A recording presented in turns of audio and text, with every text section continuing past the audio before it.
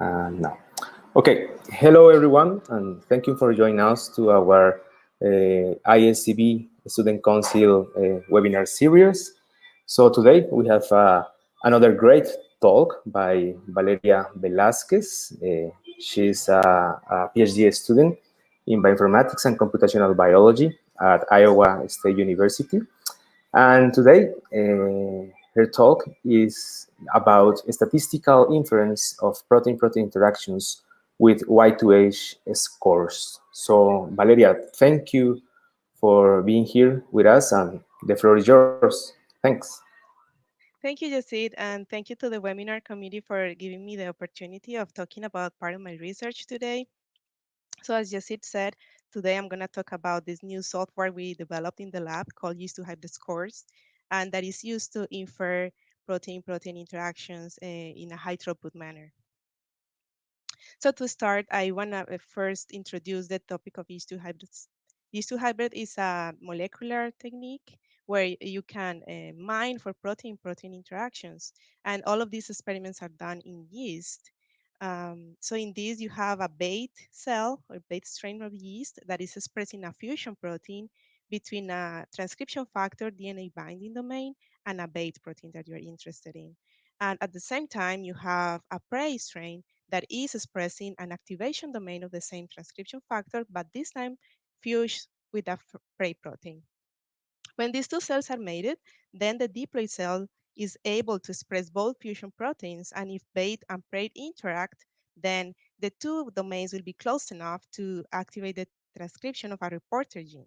In this example, the reporter gene is involved in the metabolism of histidine. That means that if we grow this cell in a media without histidine, then only those cells that are expressing interactions will be able to grow and survive in this selective media. Right here, I'm just showing you a different example where bait and prey don't interact. Therefore, there is no activation of the reporter, and then this cell is going to die in that selection media. But this setting that I just explained here only allows you to test one bait and one prey at a time. If we want to take this to the next level and do it in a high throughput manner, then we need to generate different type of settings where we can test either one bait and a multiple set of praise, like a library of praise, or even a library of baits and a library of praise at the same time. And this is what we call a next generation interaction screening. So in this one, we are coupling Yeast-2 hybrid with a next generation sequencing, essentially. And for this set of experiments, we have a lot of different combinations in the type of media, if it's batch or solid media, if you have a cDNA prey library or an open reading frame library that unfortunately is only available for few organisms, model organisms. But right here, what I want to show you is the model, the system that we are working with in the lab. And in this one, we have a bait that here we show it in a yellow, with a yellow plasmid, and then a prey library coming from cDNA that is in blue for the for the different prey plasmids. And what we do, all of this is in batch culture. So we have in a batch culture the non-selection that is going to take that initial population of cells and allows to grow without any restrictions. So all of the different preys will be able to survive in this media. And then we have the selection batch media, where only, theoretically speaking, the preys that are interactors of that bait will be able to survive. So as you see here, after we collect the cells at the end of the experiment and extract the prey plasmid, there will be differences in the abundance of each of the different preys that are here in different colors. So right here, we will be thinking, oh, probably the red prey is an interactor of this bait. So then we will be applying next generation sequencing on all of this data. And right here is just an example of the type of reads that we'll be obtaining after of this process. We will be getting a set of what we call fusion reads. So fusion reads are reads that are spanning between the junction between the prey plasmid and the prey itself. And they're important because they're telling you in which frame that prey is being expressed. And then we have the total reads that this just look as pretty usual reads as they span only to the prey section in the plasmid. So what we want to do is to propose software that can process all of this data, that can at the end give us a list of candidate interactors, high quality candidate interactors for this type of screenings. So in our lab, we have developed two software to do this task. The front end software is called NGPINT, Next Generation Protein Interaction Software.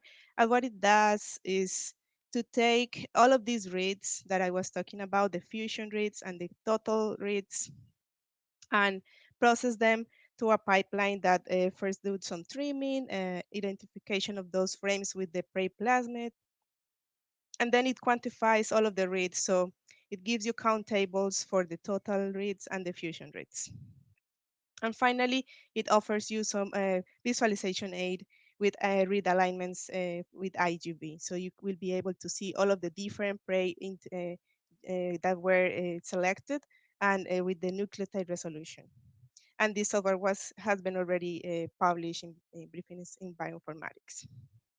And the second software, that is the one that I'm going to talk about today, is called Y2H-SCORES.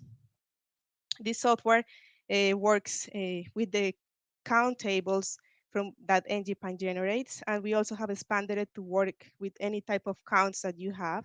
So it can be used with other pipelines. And the objective of this software is to give you a statistical analysis and finally a candidate list of interactors of your interest. And for the software, we start doing normalization.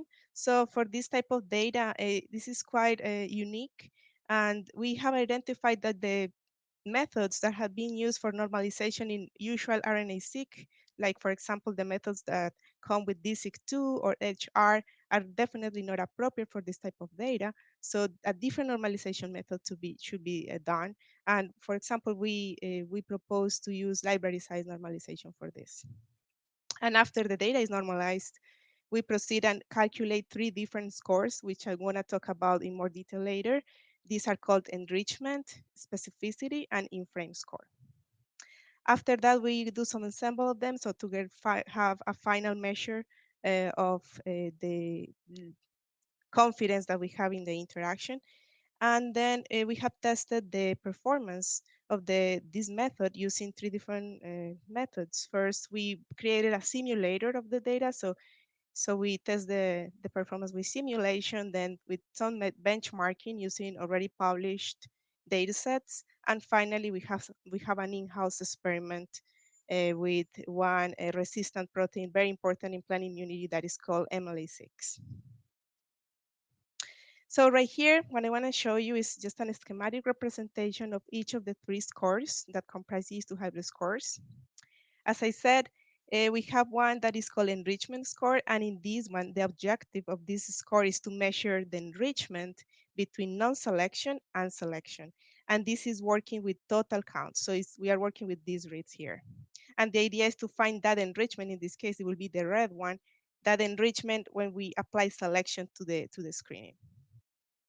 The second score is called specificity.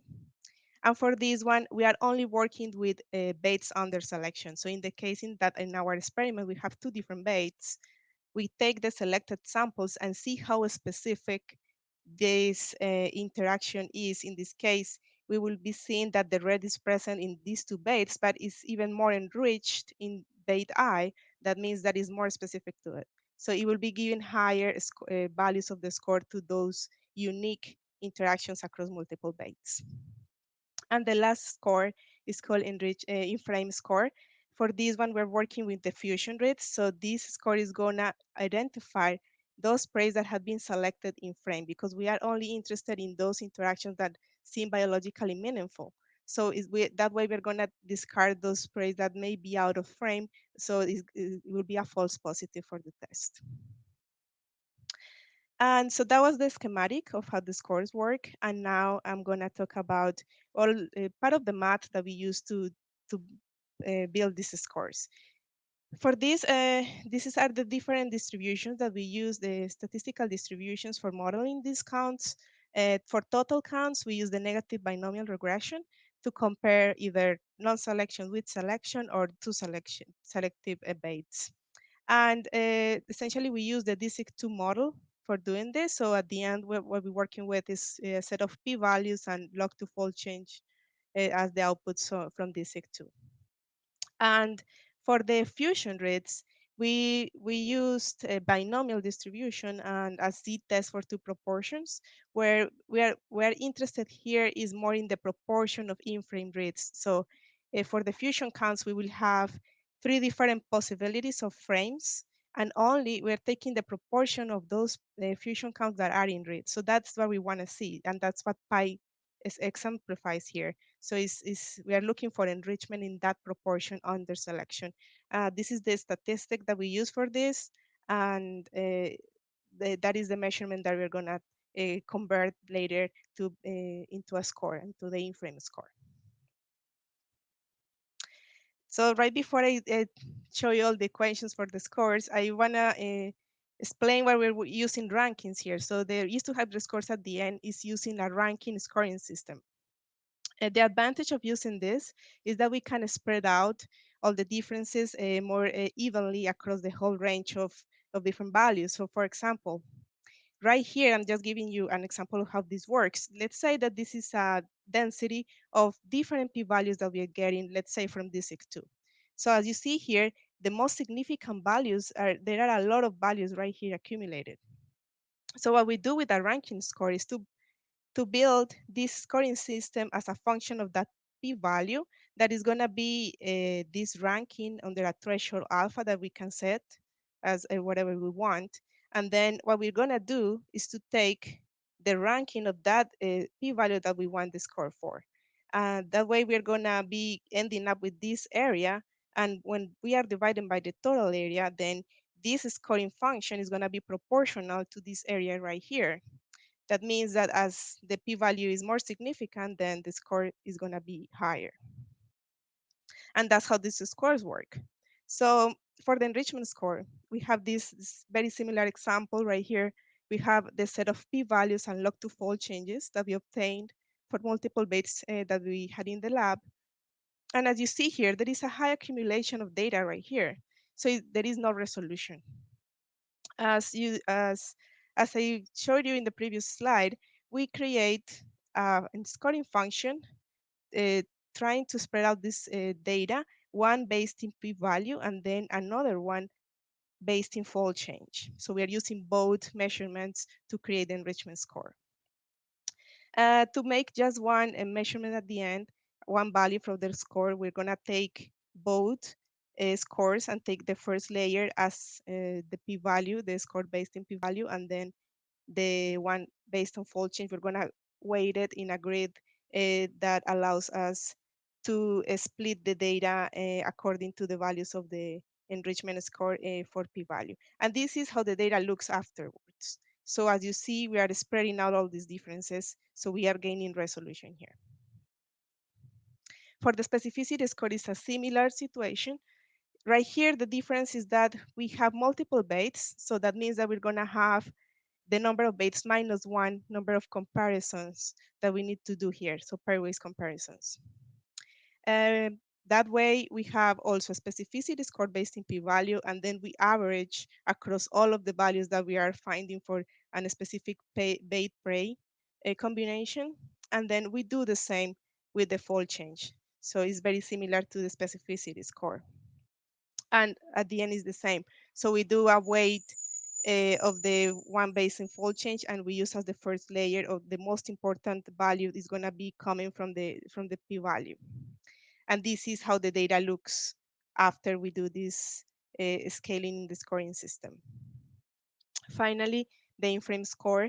As I showed you already, this statistic, this score, the formulation is way simpler. We're gonna just take a ranking of that statistic and divide it by the maximum ranking in the whole data set. And this is how the data looks like. So this is pretty nice because it really matches what we are expecting in theory. So right here we have the proportion of in-frame rates in different conditions. So right here we have non-selection in orange, And as we have three different possibilities, this is a random fusion between the prey and the prey plasmid, then we are expecting about 1/3 of the whole number of preys to be actually in frame, just because of the random fusion. And this is what we are seeing. So as you see here, there is a peak around zero point 0.3. And then when we apply selection to these samples, we see that the distribution changes dramatically. So under selection, only the preys either go out of frame, as you see here in purple, or go completely in frame. So the selection is really doing something. It's making a big change in the distribution and abundance of all of these preys. And the score actually is measuring that change. So it's really doing what we wanted to do. So right here, we designed a simulator for the data. I'm not gonna go into a lot of details here because it's a lot of information, but this is a Galton-Watson simulation. What we wanna do with this cell population, this is like the experimental workflow. And we're gonna start with that time zero to simulate non-selection and selection. And right here, we use a binomial distribution that depends on a fitness coefficient. So this is kind of a type of evolutionary model where the fitness is going to tell you how efficiently the preys that are in under each condition are going to grow. So using this model, we were able to simulate data and test multiple parameters that we think are important in the determination of the success of one of these experiments. And we measured the performance using ROC and PR curves for the three different scores: enrichment, specificity, and in frame. From this, I'm only going to highlight the importance of the normalization of the prey library, because right here, when we have the initial concentration of the true interactors is low, that means that the library is not normalized, then the performance of the score really drops. So it's very important to keep these conditions on the lab at the best, at the optimal conditions, so we can assure that the method is going to work just fine. This is another type of measurement for the performance of the scores. This time, this is like real data coming from multiple studies. Right here, I'm showing you 5 different studies. 3 of them are using an ORF library of dates and praise. So this is our open reading frame libraries. So all of the different praise and baits are all in frame. And then we have 2 more studies where we have a single bait and a cDNA prey library as a subject. So this will be more likely to be used with non-model organisms. As you see here, the performance of the different scores and a board ensemble is there. And at the end, we have the reference. Maybe some of these papers had a type of measurement of scoring to rank interactors. So we use that to compare, also for rock and peer level. And as you see, in most of the cases, the scores really outperform the reference method. So we are showing that for different conditions, different experiments, different settings, the scores can be applied and they have a very good performance. And now, just to finish, I want to talk about our in-house experiment. For this, we used a protein that is an NLR. NLRs are very interesting proteins, example of convergent evolution. These proteins were evolved independently in animals and plants to be part of the immune system. So MLA is one of them. This one is a protein in barley and is involved in the resistance of the plant to powdery mildew. MLA is one of these. It's a CNL, so it has a CC domain, a nucleotide binding domain, and a leucine-rich repeat. And nowadays, the function and cellular signaling of this protein has not been really described in detail. So far, the only thing that is known is that this protein, once detects some effectors from the pathogen, somehow gets translocated to the nucleus and can be involved in transcription. So really, we need to know more about the interactions of this protein to understand better the mechanisms of immunity. And right here, so we applied all of this method for this protein. These are the different raw curves for the 3 scores. As you can see, we got pretty good results with our in-house experiment. We were able to validate 14 novel interactors for this protein. And right here, I just want to show you a PCA of the three scores, just to show that each of them is providing you with different information of the that are fitting the interactor list. And this was not by design, actually. Was just by thinking about these biological properties that we were expecting the true interactors to have. This is the network that we're building with this. So this is the MLA protein. These are all of the different candidates that we validated in the lab. And we are starting to look into this more in the signaling level to see what are the functions of these multiple targets. And so far, we have identified multiple functions, like, for example, vesicle trafficking or protein phosphorylation, transcription also, that of course are very linked to the immune response in plants. Okay, so just to finish, I just wanted to give you a short list of the take-home message about my talk today. First, that Yeast-2H-SCORES comprises three different scores: enrichment, specificity, and in frame. The software is adapted to work with different experimental settings, with different input data, so it's very flexible in that matter. We have tested the performance of the scores using simulation, benchmarking, and in-house experiment. If you are interested in this software, you can find it in GitHub under the WISE-Lab 2 folder. Thank you so much. So if you have any questions, please let me know. So thank you, Valeria. Nice talk. Wonderful Thank work. Congrats. So let's wait for questions from attendees. So okay, let's wait. In the meantime, I would like to know in a little detail more about this technique, because it is the first time that I heard about this technique. So next generation interaction screening, do you think that there are limitations maybe in terms of the kind of organisms, because you apply this for barley? I don't know if I am going to apply this method to any other, to non-model, maybe non-model organisms or any other kind of organism. Do you think that this method have any limitation, or what do you think? So yes, I mean, yes, is so this method it can work for non-model organisms, and this is when the cDNA pre-libraries come into the picture. So for most of these techniques, or at least the first publications of them, they're working with open reading frame libraries. So they have all of these sets of preys and baits already cloned and ready to go, like from, for example, in human or like few model organisms. But then if you have a non-model organism you're working with, then you can prepare your own library. So that will be like you make it in the lab using cDNA. So if you have cDNA from your non-model organism, then you can build this library from scratch in the lab. That was actually what we did, because barley, I mean, is not quite a model organism yet. So Yeah, we had to build our own library in the lab and test it. So that's the option that can be offered to the researchers that are not working with organisms that have all of these type of resources available. Actually, yeah. I think that maybe it is just to have a well annotated genome, right? Because you need to have the ORF and then to synthesize these proofs, right? So that's an option. So if you have a set of preys that you already know and you are interested in those proteins and you have the sequence and everything, you can send them for synthesis.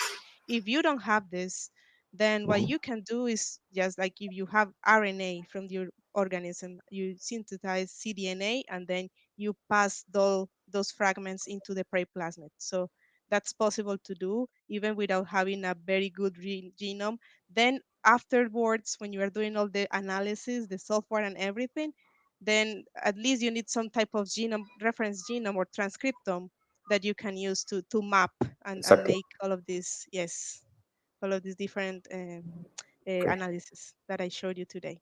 Yeah, that could be maybe a potentially bottleneck of the method, if you don't have a reference genome, maybe that's Yeah, if you not don't, or possible even a to have transcriptome, if you don't, like, yeah, yeah, at least you need a transcriptome. If you have a transcriptome from your own lab to map it to or something, yeah, or exactly, Okay, you need cool. something of a reference.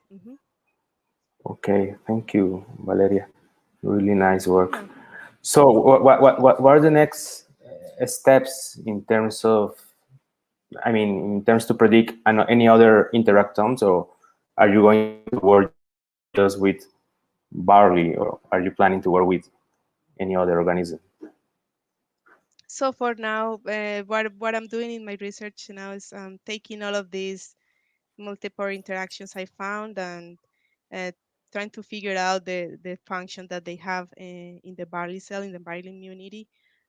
This method can be extended to different organisms, to different systems.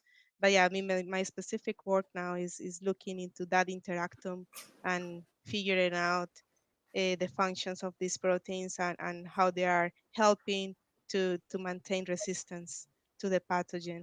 From the pathogen side, we also have a big side of the project that for the Mhm. pathogen, they have a list of effectors. These are proteins that don't have orthologs that we don't know much about, and these effectors impair the immune response in barley. So we are applying this method to those effectors as well to understand better the functions of these proteins uh, from the Okay, pathogen side. okay, cool. And talking more about the biological findings, what have you find in these results? Maybe are you working in the pathogenesis process or in invasion process, or what kind of biological process you are focused? So one of my biggest interests from this is the transcription. So if you see here, we have a couple of transcription factors that we found to be interactors of these MLA-6. So the VHLH and anomia box protein, these are novel transcription factors. So my focus here is towards more a understanding the effect of the resistance during the transcription. So I want to know all of this, like signaling, programming, the transcription in the cell. And for this, we of course in the lab have RNA-seq, so we have data to build some models, maybe gene regulatory networks, all of this to understand better how this protein is linked to reprogramming the cell into the immune response. So that's more of my focus. There are other candidates that I mean can be explored in other ways, but what I'm really more interested in is in looking at the transcriptional Yeah, level. because in that specific case, you have different transcription factors that are regulating one gene, right? Yeah, so yeah, we have those transcription factors that we know physically interact with the protein, and at the same time we see like a lot of changes in the transcriptional level of of the genes across time. So and this also ties with the moments of infection. So this pathogen first penetrates the epidermal cell of the plant, and then after it creates a structure called Austoria that is going to allow the pathogen to release these effector proteins. So across all of the different moments, we have the data to see how the transcriptional levels are changing and what type of processes are being activated or deactivated in each time point. Yeah. So you are checking different stages in the life cycle of the pathogen. I mean, Yes, exactly. Yes. cool. Wow, that's a really that you are going to have a really good data to analyze and a really nice hypothesis to test from this from those data. Cool. Yeah, that's what we're working with right now. Yeah, it's pretty interesting. Yeah, yeah, It's yeah, yeah. really exciting. Sure.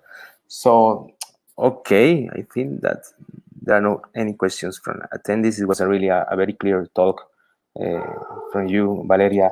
Thanks a lot, and okay, and we hope to see you again here in this stage. Thank you. And Thank you thank so you. much. Yes, and please look for our paper is in Okay. published in PLOS Computational Biology, and our software is in GitHub. Thank you so much.